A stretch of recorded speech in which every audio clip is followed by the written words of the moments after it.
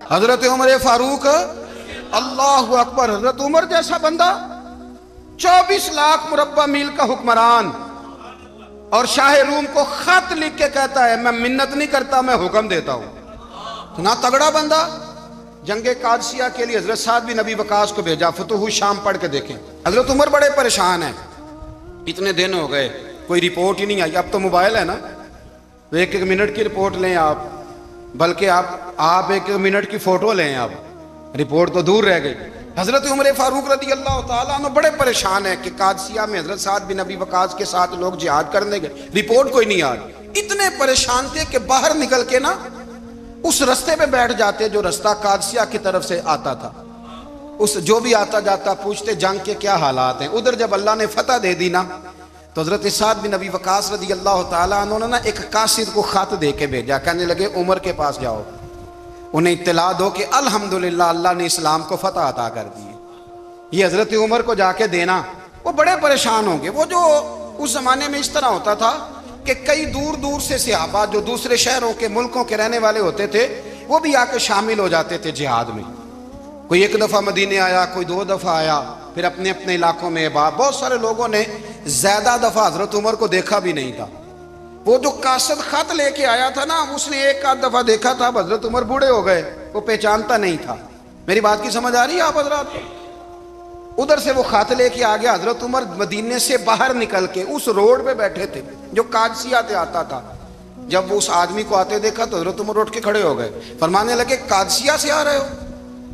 وہ کیا کہتا ہے؟ پھٹے پرانے کپڑے، ٹوٹے ہوئے جوتے، سر پہ پرانی پگڑی، کہنے لگے غلام مدینے کے رہنے والے ہو؟ حضرت عمر کہنے لگے ہاں مدینے کا ہوں۔ کہا میں قادسیہ سے آیا ہوں، الحمدللہ اللہ نے اسلام کو فتح دے دی ہے، الحمدللہ کفر کی کمر ٹوٹ گئی ہے۔ اس نے یہ بات کر کے تو گھوڑے کو ایڑی لگائی، گھوڑا دوڑنے لگا مدینے کے، حضرت عمر بھی ساتھ ساتھ دوڑ رہے، فرمانے لگے اچھا بتاؤ خالد بن ولید کا کیا حال ہے؟ تھوڑا آگے جا کے فرمانے لگے اسامہ بن زید کیسے ہے؟ وہ کہتے ہیں ٹھیک ہے۔ پھر اس نے اور گھوڑا، عمر ساتھ ساتھ دوڑ رہے ہیں، ساتھ ساتھ 24 لاکھ مربع میل کا حکمران، ایک جوتا پیر سے نکل گیا، عمر دوڑ رہے ہیں۔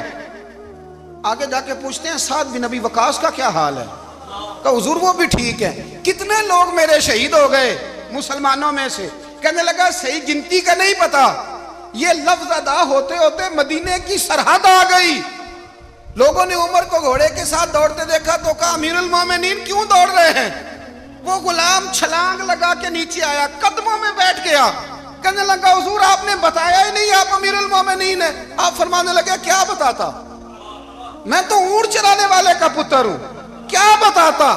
وہ عمر ہوں جس نے اپنے گناہوں کا حساب دینا ہے، کیا بتاتا؟ جو سعد بن ابی وقاص کو جہاد پہ بھیج کے خود بزدلوں کی طرح گھر میں بیٹھا ہے، کیا بتاتا؟ کوئی حیثیت نہیں، کوئی تار۔ تو نے اچھا کیا، تو تو مجاہد تھا، مجھے ساتھ ساتھ دوڑایا، تو نے اچھا کیا۔ جتنے لوگ تھے چیخے مار کے رونے لگے۔ حضرت فاروق اعظم سے کہنے لگے عمر جب تک تیرے جلوے رہیں گے اللہ کامیابیاں ہی عطا فرمائے گا، جب تک تیرا رنگ رہے گا اللہ تعالیٰ نوازتا ہی رہے گا۔ کچھ نہیں، کبھی اپنا آپ ظاہر ہی نہیں کیا۔ بہت بڑے تھے، بہت بڑے تھے حضرت عمر، بڑے تھے، لیکن ساری زندگی اپنے محاذ۔ حضرت ابو رافع غلام تھے، قرآن پاک بڑا سونا پڑھتے تھے۔ حضرت عمر جب بھی انہیں ملتے کہتے ابو رافع تو عمر سے اچھا ہے، قرآن بڑا شاندار پڑھتا ہے۔ تو وہ کہتے حضور اگر میں قرآن صحیح پڑھتا ہوں تو آپ کو قرآن کی تشریح زیادہ صحیح آتی ہے، آپ بھی تو مجھ سے افضل ہیں۔ تو آپ فرماتے نہیں پھر بھی تو مجھ سے افضل ہے۔ کیوں؟ اس لیے کہ تو اپنے غلام اپنے آقا کی نوکری بھی ٹھیک کرتا ہے اور رب کی عبادت بھی ٹھیک کرتا ہے، اور مجھے خالص صرف عبادت کرنی ہوتی ہے وہ بھی ٹھیک نہیں کر پاتا۔ ساری زندگی اپنا محاسبہ، ساری زندگی اپنے گریبان میں دیکھا، ساری زندگی اپنے آپ کو پرکھا، اپنے آپ کو ٹٹولا۔ 62 سال عمر بیت گئی۔ حضرت حذیفہ بن یمان ایک صحابی تھے، میرے نبی کریم علیہ السلام نا ان سے راز کی باتیں کرتے تھے۔ ہر بندے کا ہاضمہ ٹھیک نہیں ہوتا، سب سے راز کی بات نہیں کرنی چاہیے۔ حضرت حذیفہ بن یمان کہتے ہیں حضور راز کی باتیں بتاتے ہیں۔ مدینہ منورہ میں جو منافقین تھے ان کی لسٹ بھی نبی پاک نے حضرت حذیفہ بن یمان کو دی تھی۔ جب کوئی مشکوک آدمی مر جاتا نا تو صحابہ کہتے ہیں ہم دیکھتے اگر حضرت حذیفہ نے جنازہ پڑھا ہے تو ہم بھی جنازہ پڑھ لیتے۔ نبی پاک نے بھی کچھ جنازے نہیں پڑھے، ترمذی میں ہے، فرمایا عثمان سے جو بغض رکھے اس کا جنازہ نہیں پڑھیں گے۔ حضرت حذیفہ بن یمان اگر جنازہ پڑھتے تو لوگ پڑھتے، وہ نہ پڑھتے تو لوگ جنازہ نہ پڑھتے۔ حضرت حذیفہ بن یمان کہتے ہیں جناب عمر فاروق کی خلافت کے آخری ایام تھے، کچھ دنوں کے بعد وہ شہید ہو گئے۔ فرماتے آدھی رات کا وقت تھا، میں گھر میں سویا تھا بڑا بے فکر، اچانک میرے دروازے پہ دستک ہوئی، میں گھبرا کے اٹھا، اتنی رات کو کون آیا؟ کہتے ہیں قربان جاؤں، دروازے پہ گیا تو امیر المومنین فاروق اعظم دروازے پہ۔ میں نے کہا عمر کوئی حکم تھا تو مجھے بلا لیتے۔ کہنے لگے میں نا امیر بن کے نہیں آیا، تیرا ویر بن کے آیا ہوں۔ امیر المومنین کی حیثیت سے سرکاری کام سے بلاتا تو وہاں بلاتا، مجھے ایک ذاتی کام پڑ گیا۔ کہتے میں نے عمر کو گھر کی اندر بلا کے چارپائی پہ بٹھایا، میں نے کہا حضور میں غریب آدمی، میں کیا آپ کے کام آ سکتا ہوں؟ تو کہتے ہیں انہوں نے نا مجھے ساتھ بٹھا لیا، پھر میرا ہاتھ پکڑ لیا، کہنے لگے تو عمر کو جانتا ہے؟ عمر جھوٹ نہیں بولتا، تو جانتا ہے عمر وعدوں کا پکا ہے؟ کہا حضور جانتا ہوں۔ کہا میں اس وقت آیا ہوں جب دیکھ بھی کوئی نہیں رہا۔ حضرت حذیفہ بن یمان کہتے ہیں پریشان ہو گیا، حضور پہلیاں نہ بجھوائیں، مہربانی کریں بتائیں کدھر آئے ہیں؟ حضرت عمر فاروق فرمانے لگے 62 سال کا ہو گیا ہوں، 63 میں چل رہا ہے، داڑھی سفید ہو گئی ہے، پھل پک گیا، اٹھ فریدہ ستیا، داڑھی آ گئی پور، اگا نیڑے آ گئی، پیچھا رہ گئی دور، اب قبر اشر کا معاملہ صاف نظر آنے لگا ہے۔ کہا حضور مجھ سے کیا چاہتے ہیں؟ حضرت عمر رو پڑے، کہنے لگے آج میں عشاء کے بعد نکلا ہوں تو نبی پاک کے صحابہ مجھے نیک کہہ رہے تھے، پھر میں نے بچوں کی ماں سے اور بچوں سے بھی پوچھا ہے، وہ بھی مجھ سے راضی ہیں، پر حذیفہ تیرے ساتھ نبی پاک راز کی باتیں کرتے تھے، سچ بتا کہیں عمر کا نام منافقوں میں شامل تو نہیں؟ سچ بتا ان منافقین میں تو شامل نہیں، کہیں اوپر سے تو نہیں سارا کچھ؟ حضرت حذیفہ بن یمان کہتے ہیں میں باپ کے مرنے پہ اتنا نہیں رویا جتنا عمر کے سوال پہ رویا۔ میں قدموں میں بیٹھ گیا، میں نے کہا نہیں عمر یہ تو میں نے نہیں سنا، لیکن یہ میں نے نبی پاک سے ضرور سنا ہے کہ میرے بعد اگر کوئی نبی ہوتا تو عمر ابن خطاب ہوتا۔ یہ میں نے اپنے کانوں سے سنا ہے کہ عمر جس گلی سے گزرے شیطان رستہ بدل جاتا ہے۔ یہ میں نے اپنے کانوں سے سنا ہے کہ 950 سال حضرت جبریل جناب عمر کی شان بیان کریں تو پھر بھی بیان نہیں ہو سکتا، یہ میں نے ضرور سنا۔ دوستو ساری زندگی حضرت عمر نے اگر دوسروں کا محاسبہ کیا تو اپنا اور اپنے بچوں کا بھی کڑا خیال رکھا، اپنی ذات پر بڑی توجہ دی۔ جو لوگ اپنا بھول جاتے نا، ہمیں اپنی صحت کا بڑا خیال ہے لیکن اپنی روحانی زندگی کا کوئی خیال نہیں ہے۔ حضرت عمر فاروق رضی اللہ تعالیٰ عنہ نا باہر والوں کا بھی بڑا سخت حساب کرتے تھے۔ بڑا ایک گورنر صاحب نے لباس بڑا شاندار پہننا شروع کر دیا تھا تو حضرت عمر نے اتروا کے نا تو انہیں ٹاٹ کا لباس پہنا کے تو اونٹ چرانے کی ڈیوٹی دے دی تھی، اتنا سخت احتساب کرتے۔ کسائی کی دکان پر بھی 1-2 گھنٹے کھڑے ہوتے تھے، جو آدمی مسلسل 2 دن گوشت خریدتا تھا نا فرماتے تھے اس کا ٹیکس بڑھا دو، لوگوں کو دال نہیں مل رہی اور یہ روز گوشت کھاتا ہے۔ حضرت فاروق اعظم اس کو جزیہ کہا جاتا تھا یا کچھ اور معاملات ہوتے تو بڑھا دیتے تھے۔ مسلسل جو 2 دن آدمی گوشت کھاتا تھا فرماتے تھے مدینے میں غربت ہے، اگر یہ والا نظام تم کرو گے تو غریب لوگ کس کی طرف دیکھیں گے۔ لیکن اس سے زیادہ بڑھ کر جو ان کی زندگی کا معیار اور سٹیٹس تھا وہ یہ تھا کہ اپنے گھر کا خاص خیال رکھتے، خاص توجہ کرتے۔ ملک شام سے اور ایران سے کچھ لوگ آپ کی خدمت میں آئے تو وہاں سے کچھ کنیزیں بھی آئیں، ان کے بادشاہ پیغام لے کے۔ شاہ ایران کی کنیز کو ملکہ نے کہا کہ نا حضرت عمر کی زوجہ کو دیکھ کے آنا ذرا کس طرح کی ہے۔ ہمارے ملک میں کیا کہتے ہیں؟ خاتون اول، جی خاتون، باقی سارے دووں میں خاتون اول، ذرا خاتون اول کو دیکھ کے آنا۔ تو وہ جب آئی نا گھر میں ملنے تو کہا کہ مجھے میری ملکہ نے کہا تھا کہ عمر کی زوجہ سے اہلیہ سے ملاقات کر کے آنا، تو حضرت عمر کی اہلیہ نے نا ایک جوڑا کپڑوں کا دے دیا ملکہ کے لیے اور ایک خوشبو کی شیشی دے دی۔ اب جب وہ تحفے وہاں گئے تو اس ملکہ نے نا کچھ سونے کا سامان بھیجا، کچھ زیورات بھیجے، کچھ تحائف بھیجے۔ جب حضرت عمر کے گھر آئے نا وہ خادم لے کے آیا، اس نے کہا جی آپ کی اہلیہ نے تحفے بھیجے تھے، تو جواب میں شاہ ایران کی بیوی نے یہاں جس ملک کا وہ سفیر تھا انہوں نے بھی یہ بھیجے ہیں۔ تو حضرت عمر فاروق نا وہ تحفے لے کے گھر گئے تو جا کے کہنے لگے اپنی اہلیہ سے، یہ تو کب سے تحفے تحائف بھیجنے لگ گئی ہے، یہ کب سے نظام شروع ہو گیا؟ تو کہ حضور تحفہ دینا لینا تو ٹھیک ہے، سنت ہے، محبت بڑھتی ہے، تو یہ کوئی قباحت نہیں، اور میں نے اپنی ذاتی استعمال کے لیے جو چیزیں رکھی تھی وہ میں نے دی ہیں۔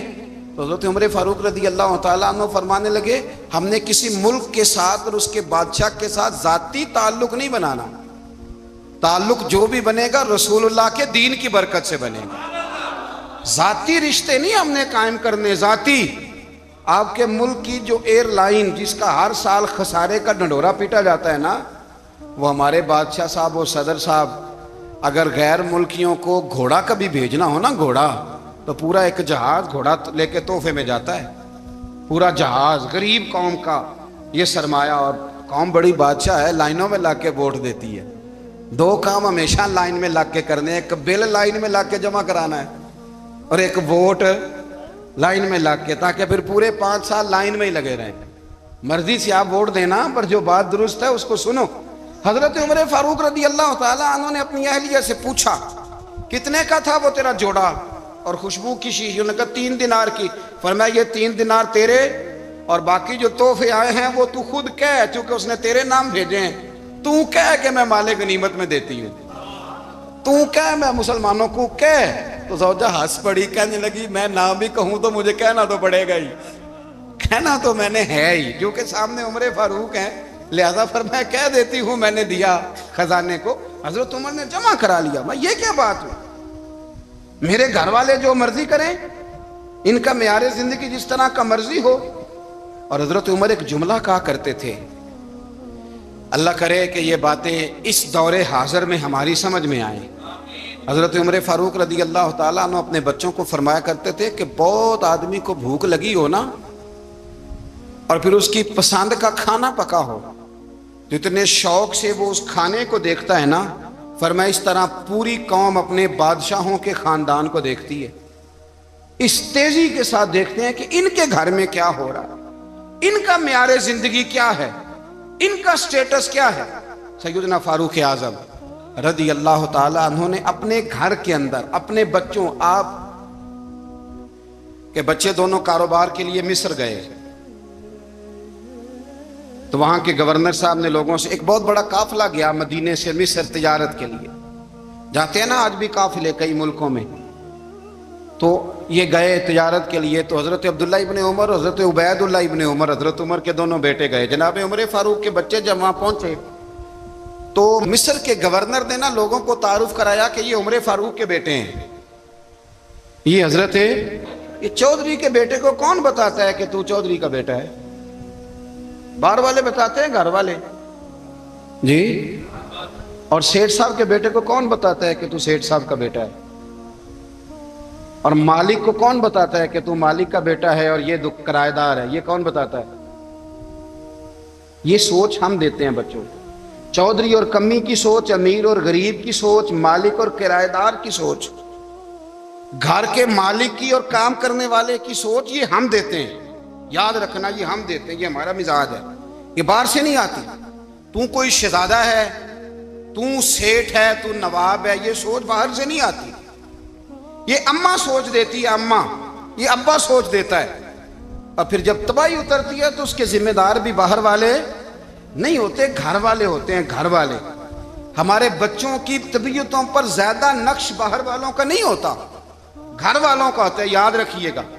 حضرت عمر فاروق رضی اللہ، بچے ہیں، شہزادے ہیں، وہ کاروبار کرنے گئے اور وہاں لوگوں نے بتایا گورنر صاحب نے کہ یہ فاروق اعظم کے بچے امیر المومنین کے۔ لوگوں نے ان سے زیادہ مال خریدا، تجارت میں زیادہ نفع ہوا، ظاہر ہے کہ وہ آپ کے جو اللہ خیر کرے حکمران ہیں، ان کے کاروبار کتنے ملکوں میں ہیں، کس بنیاد پر ہیں؟ وہ صرف اس بنیاد پر کہ وہ حکمران رہے، ان کے لیے آسان تھا بڑے لوگوں سے تعلقات بنانا۔ حضرت عمر فاروق رضی اللہ تعالیٰ عنہ کے بچے ڈھیروں مال کما کے جب واپس آئے نا، تو حضرت عمر سے آ کے بچوں نے بطور محبت کا، ابا جی اللہ نے بڑا ہی فضل کیا ہے، بڑا مال کمایا الحمدللہ، یہ دیکھیں کتنا نوازا ہے۔ تو حضرت عمر کہنے لگے سارے قافلے نے اتنا ہی کمایا ہے، سارے قافلے نے اتنا ہی کمایا ہے؟ تو حضور نہیں، سارے قافلے نے اتنا نہیں کمایا، سب کو اتنا نہیں ملا۔ وہ تو وہاں گورنر صاحب نے لوگوں کو تعارف کرایا تھا کہ یہ عمر کے بچے ہیں، تو لوگوں نے پھر ہم سے بڑا ہی خریدا۔ تو حضرت عمر فرمانے لگے ٹھیک ہو گیا، میں بات سمجھ گیا ہوں، اس طرح کرو جو تمہاری اصل زر تھی نا، جو راز تھی وہ رکھ لو، اور باقی سارا مال خزانہ میں جمع کرا دو، اس لیے کہ یہ تم نے تجارت نہیں کی، یہ تم نے اپنے باپ کا نام بیچا ہے، یہ تم نے امیر المومنین کے بیٹے ہونے کا فائدہ اٹھایا ہے۔ فرمایا یہ تمہارا نہیں حق، یہ مسلمانوں کا ہے، اس لیے کہ یہ مال تم نے محنت سے نہیں کمایا، یہ باپ کی کرسی کا فائدہ اٹھایا ہے۔ اور فرمایا اگر تم نے مال جمع نہ کرایا تو میں مال بھی لے لوں گا زبردستی اور کوڑے بھی ماروں گا، ڈبل سزا دوں گا، مرضی سے جمع کراؤ گے تو کوڑوں سے بچ جاؤ گے۔ بڑے بیٹے نے تو جمع کرا دیا، تو چھوٹا تھوڑا پریشان ہوا، تو حضرت عبداللہ ابن عمر چھوٹے کا ماتھا چوم کے کہنے لگے بیٹے چپ کر کے جمع کرا، یہاں بھی فخر کر کے ہم عمر کے بیٹے ہیں، اور قیامت میں بھی فخر کریں گے کہ ہم فاروق اعظم کے بیٹے ہیں۔ یہاں بھی ناز کریں گے اور وہاں بھی ناز کریں گے کہ عمر کے بچے ہیں، ہمارے باپ نے خود بھی حلال ہی کھایا ہے، اور جب ہماری کمانے کی باری آئی ہے تو ہمیں حکم بھی حلال کھانے کا دیا۔ بھائی ہمارا مزاج نہیں، بچہ جب لے کے آتا ہے 2 لاکھ روپیہ تو کبھی پوچھے کہاں سے آیا ہے؟ جب وہ پہلے دن غلط دوستوں کے پاس جا کے بیٹھتا ہے تو کبھی نکالا گھر سے اسے؟ یہ بہت سارے خمیازے ہمیں اس لیے بھگتنے پڑتے ہیں کہ ہم ابتدا میں سوراخ بند نہیں کرتے، جب اس میں شگاف پڑ جاتا ہے، سیلاب آتا ہے تو ہمیں ہوش آتی ہے۔ حضرت عمر نے اپنے گھر میں نگرانی رکھی، کڑی نگرانی، زیادہ نماز گھر میں پڑھتے تھے حضرت عمر، نفلی نمازیں زیادہ کیوں بلا؟ بھائی یاد رکھیں کہ آپ نے اگر سجدہ کرنا ہے تو بچہ لیٹ جائے گا، وہ اسے پتا کو نہیں سجدہ کیا ہے، لیکن جب گھر میں کبھی قرآن ابا جی کھول لینا، جب ابا جی کا موڈ بن جائے نا لیکچر دینے کا، وہ گھر میں شروع ہو جاتے ہیں، کہتے ہیں آپ لوگ نماز نہیں پڑھتے اس لیے میرے کاروبار میں برکت کوئی نہیں، تم سویرے قرآن پاک نہیں کھولتے تو میں تباہ ہو گیا ہوں۔ تو میاں آپ نے کب گھر میں قرآن پاک کھولا تھا؟ آپ نے کب نماز پڑھی؟ آپ نے کب گھر کے اندر اللہ رسول کا ذکر کیا تھا؟ آپ نے کب حدیث چھیڑی؟ آپ نے بھی تو گھر کے اندر جب بھی آپ آئے ہیں تو آپ نے وہی کچھ کیا جو دنیا دار کرتے ہیں۔ آپ بھی تو اپنا موبائل لے کے الگ کونے میں بیٹھ گئے، آپ نے بھی تو کہا ہے کہ اب تمہارے چینل ختم، اب میری مرضی والا چلے گا۔ تو جو آپ نے کیا ہے بچے بھی وہی کام کریں گے۔ آپ نے بھی گپ شپ لگائی ہے تو وہ بھی لگا رہے ہیں۔ یہ سمجھ لیں جو کام آپ کریں گے آپ اپنے بچوں کی سیرت میں اس کا جلوہ دیکھ لیں گے۔ بڑی پکی سی بات ہے کہ آپ کو بچے کی عادتیں دیکھ کے سمجھ آ جائے گی کہ میں بھی یہی کرتا تھا اور یہ بھی۔ حضرت عمر فاروق رضی اللہ تعالیٰ عنہ وصال فرما گئے، تو آپ کے وصال کے بعد حضرت عثمان غنی رضی اللہ تعالیٰ عنہ نے آپ کی ایک بیوہ سے نکاح کیا، حضرت عمر کی ایک بیوہ سے۔ جب وہ آپ کے نکاح میں آئی تو کہنے لگی حضرت عثمان غنی سے کہ حضور نہ تو میں خوبصورت ہوں اور نہ میں جوان ہوں، نہ آپ کی کوئی خدمت کر سکتی ہوں، میرے ساتھ نکاح کرنا سمجھ میں نہیں آیا۔ کیا شاندار جواب دیا حضرت عثمان غنی نے، کیا خوبصورت جواب دیا۔ فرمانے لگے میں نے اس لیے نکاح نہیں کیا کہ مجھے تمہارے حسن سے دلچسپی تھی یا تمہاری خدمت کی ضرورت تھی، میں نے تو اس لیے نکاح کیا ہے کہ مجھے بتاؤ عمر فاروق گھر کے اندر اپنے رب کی عبادت کس طرح کرتے تھے، وہ قرآن پاک کس طرح پڑھتے تھے، وہ رویا کیسے کرتے تھے، استغفار کا طریقہ کیا، کس وقت کس انداز میں وہ اپنے رب کو یاد کرتے تھے۔ اس لیے کہ عمر کئی دفعہ گھر سے آتا تھا تو میں اس کے چہرے پر نور دیکھا کرتا تھا، میں روشنی دیکھتا تھا، ایک معیار دیکھتا تھا۔ نکاح اس لیے کیا ہے کہ مجھے عمر کی جو گھر کے اندر کی عبادت ہے اس سے آگاہ کرو، تاکہ عثمان غنی بھی چاہتے ہیں اس طرح کے عمل کرو جس طرح کہ عمر فاروق کر کے گئے ہیں۔ بھائی جب تک ہم اپنے گھر میں وہ توجہ نہیں دیں گے، وہ مزاج دیکھیں نا، ہمارے گھروں میں جب نقشہ پاس ہوتا ہے تو ٹی وی لان بھی اس میں ہوتا ہے، ڈرائنگ روم بھی ہوتا ہے، نماز کی جگہ بھی ہوتی ہے نقشے میں۔ صحابہ جب گھر بناتے تھے تو ایک مسجد بیت کا نقشہ پاس کرتے تھے، ذہن میں رکھتے تھے کہ یہ کونا نماز کے لیے، وہاں جوتے لے کے کوئی نہیں جائے گا، وہاں نماز پڑھی جاتی تھی، عورتیں وہاں اعتکاف کرتی۔ ٹی وی لان تو آ گیا ہے، اور گھر کے اندر ٹی وی رکھنے کے لیے تو ایک کمرہ الگ سے بنا دیا گیا ہے، اور اب جو نئے نقشے پاس ہو رہے ہیں اس کے اندر گھروں کے اندر جگہ بنائی گئی ہے جہاں کمپیوٹر رکھے جائیں، اور بچوں کے لیے وائرنگ ہوگی نیچے تاکہ انہیں کوئی مشکل درپیش نہ ہو۔ یہ ساری چیزیں ہم نے نہانے کے لیے گھروں کے اندر اتنے بڑے واش روم بنائے ہیں کہ لگتا یہ ہے کہ سوائے نہانے کے اور کام ہی نہیں کوئی گھر میں ہوگا، ہر چیز آ گئی، پر اللہ کرے کوئی تفسیر بھی ٹیبل پہ پڑی نظر آئے، کوئی حدیث کی کتاب بھی ٹیبل پہ پڑی نظر آئے۔ اللہ کرے کہ جس طرح ابا لطیفہ سن کے آتا ہے تو وہ جب تک سنا نہ لے اسے ہضم نہیں ہوتا، اللہ کرے کہ وہ جمعے میں بیان سن کے جائے تو اس کا بھی دل کرے میں اپنے بچوں کو سناؤں، وہ نبی پاک کی کوئی حدیث کہیں سے سنے تو گھر جا کے سنائے۔ جب تک یہ معیار نہیں بنتا، آپ کیسے توقع کرتے ہیں کہ گھر کے اندر اللہ کی رحمتیں نازل ہوں گی؟ آپ یہ کیسے توقع کرتے ہیں کہ گھر کے اندر وہ معیار اور وہ مزاج بنے گا؟ حضرت عمر فاروق نے ذاتی زندگی پر جو توجہ دی، گھر والوں کے معیار پر جو توجہ دی حضرت عمر فاروق رضی اللہ تعالیٰ عنہ نے، وہ بھی بڑی دیدنی ہے۔ حضرت ابو موسیٰ اشعری کو نا آپ نے وزیر خزانہ بنایا، وزیر خزانہ، تو حضرت ابو موسیٰ اشعری کہتے ہیں کہ حضرت عمر کو شے خزانے میں رہنے تو دیتے نہیں تھے۔ ایک دن نا میں صفائی کر رہا تھا اس کمرے کی جس میں خزانہ رہتا تھا۔ ہمارے تو ملک میں جو جاتا ہے وہ صفائی کر کے ہی جاتا ہے، اللہ خیر کرے، اور خیر معیار بدلتا ہے۔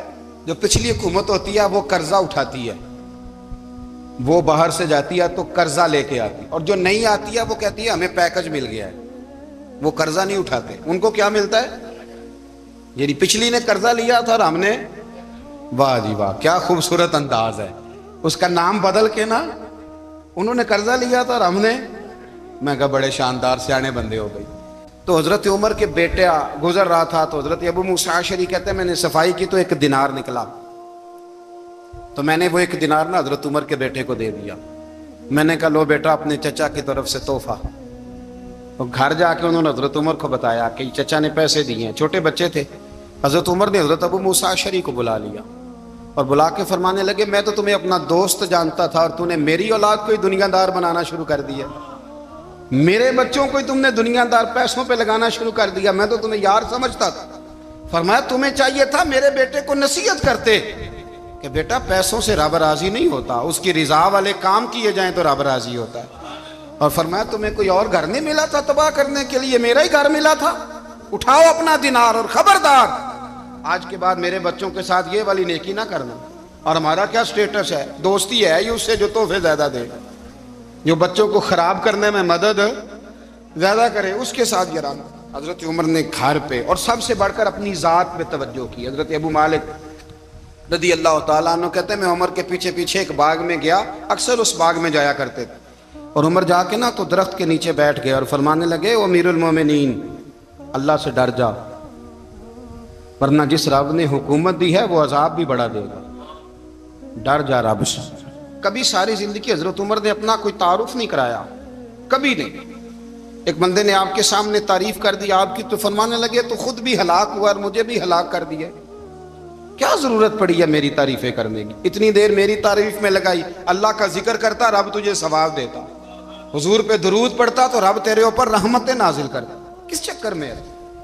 آج جتنا اچھی کوئی خوشامد کرے اتنی اچھی وزارت ملتی ہے، جتنی اچھی اس کو جو ہے وہ چاپلوسی کرنی آیا درجہ بھی اسے اتنا ہی اچھا ملتا ہے۔ حضرت عمر فاروق رضی اللہ تعالیٰ عنہ آپ کے بیٹے کہتے ہیں، صاحب فتوح الشام نے لکھا ہے، آپ کے صاحبزادے کہتے ہیں میں نکلا تو میرے ابا جی نا اپنی پشت پر مشکیزہ رکھ کے کنویں سے پانی بھر کے آ رہے، میں دوڑ کے آگے گیا، میں نے کہا ابا جی مجھے دے دے۔ فرمانے لگے بیٹا تیرا کیا خیال ہے، کوئی اور نہیں تھا مشکیزہ بھر کے لانے کے لیے، تیرا کیا خیال ہے؟ کہا ابا جی بڑے لوگ تھے پر آپ کیوں اٹھا رہے ہیں؟ فرمانے لگے نفس نا ذرا میرا بڑا ہو گیا تھا، اسے ذرا ذلیل کر رہا ہوں، ذرا اپنا محاسبہ کر رہا ہوں، یہ مجھے کہہ رہا تھا تو بڑی چیز ہے، تو میں نا ابھی مشکیزہ گھر رکھ کے آؤں گا، پھر تیری ماں نے مجھے کہا ہے کہ گھر میں لکڑیاں کوئی نہیں جلانے کے لیے، پھر میں جنگل سے لکڑیاں کاٹ کے لاؤں گا۔ اب میں امیر المومنین بن کے نا تو میرا نفس تھوڑا بڑا ہو گیا۔ اب یقین کریں ہمارا ہاضمہ خراب ہو جاتا ہے جب تک ہمارا تعارف صحیح نہ ہو، ہمارا تعارف ٹھیک نہ ہو، میں یہ ہوتا ہوں میں وہ ہوتا ہوں، چھوڑ مٹی دیں تے مٹی رہنا ہی، مٹی دیں تے مٹی دیں تے مٹی رہنا ہی، ایویں کادی بلے بلے اج مٹی دے اتے بندیا تے کل مٹی دے تھلے، مٹی دیں تے مٹی رہنا ہی، کادی بلے، مجھے پوچھ لو مجھے جان لو میرا نام لے لو، میں بھی آیا ہوں، میں بھی ہوتا ہوں، میرا بھی یہ تذکرہ ہے، میں بدکار پرانا خادم کسے در ملی نہ ٹوئی، یہ تے واصف یار نے نظر جو کی تھی تے واصف واصف ہی ہوئی. یہ تو بڑی بات کی بات ہے. تو بات کی بات ہے صاحب، ورنہ من نانم کے من نانم جو ہم ہیں اس کا ہمیں پتا تو ہے نا بھائی. کبھی بھی یہ جو ذات کا چکر ہے نا، میں بھی ہوں مجھے بھی، او بھائی یاد رکھو میں کون ہوں. یہ جو نام نمود اور یہ خواہشیں اور یہ جو وقار، یہ تو کمزور لوگوں کا طریقہ ہے. جس کو اپنا تعارف کرانا پڑ گیا اس سے بھی زیادہ کمزور کوئی ہے. فوٹو میں دکھاتا پھرتا ہے فلانے کے ساتھ فوٹو فلانے، تو کمزور بندے یہ کام کرتے.